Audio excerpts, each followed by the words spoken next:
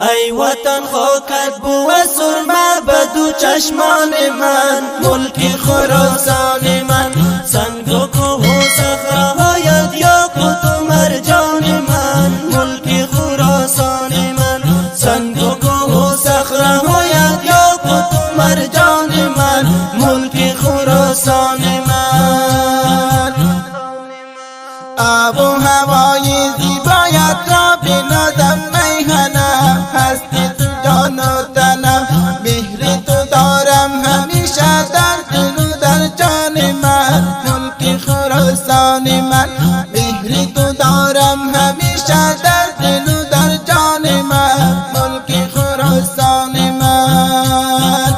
تو عجب باغ و گلستان، گلشن و گلزار داری، گلشن و گلزار داری، لاله زار دشت و دمنت افغانستان من، ملک خراسان من، لاله زار دشت و دمنت افغانستان من، ملک خراسان من.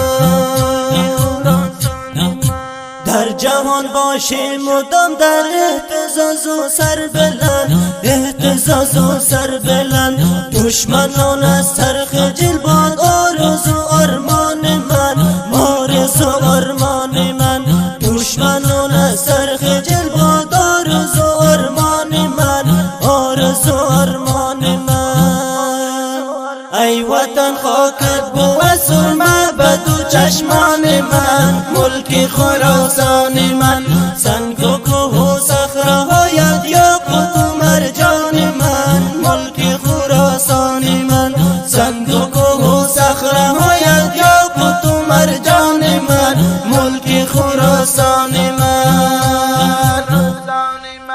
بیرق اسلام به هر قله تو پرپر شده، فخر این کشور شده، بیرق اسلام به هر قله تو پرپر شده، فخر این کشور شده، حب